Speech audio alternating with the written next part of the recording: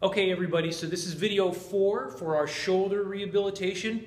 And a lot of times we deal with rotator cuff issues, and many times we're having to deal with strengthening the external rotators, the muscles that actually rotate the humerus, rotate it backwards. So external rotation is actually an exercise, and one of the key exercises we do for rehabilitation is an external rotation from the side.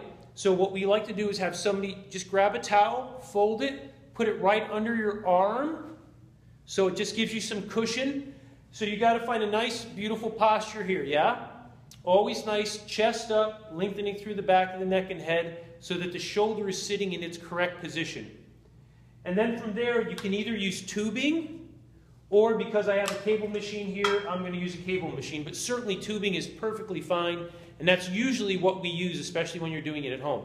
So I'm going to move a little closer, I guess, so you can see this, the finer points. So I want to get the arm so the elbow is straight up and down, so the humerus is straight up and down, chest up.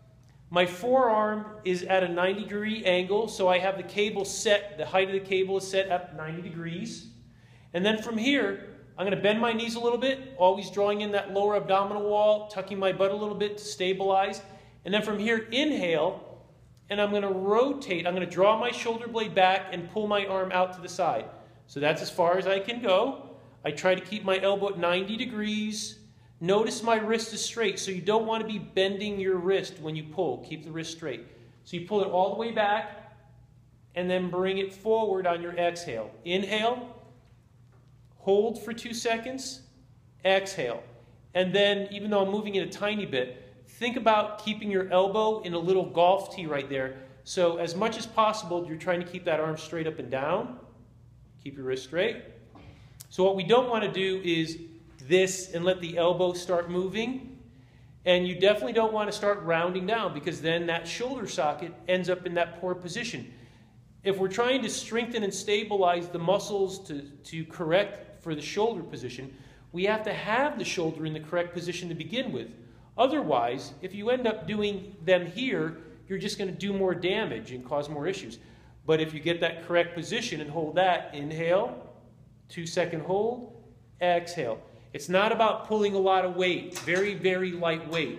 If you're using the tubing, you can either put the tubing in like a door frame or around a post, whatever you have, or a lot of times if you go to like physical therapy, they'll give you what's called a TheraBand, which instead of being tubing, it's just like a big, thin rubber band kind of thing, right? Long sheet.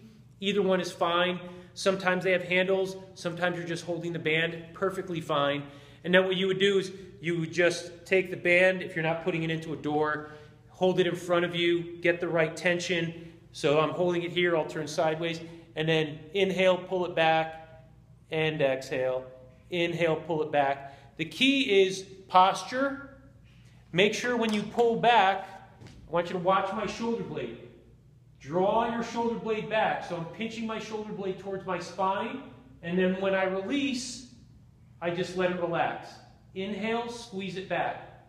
Exhale. Inhale, squeeze it back. You're holding for 2 seconds. Exhale. 2 sets of 15, unless you have some major issues going on. If you're already in therapy, or if you have some, if you think you need to talk to a therapist first, please do so.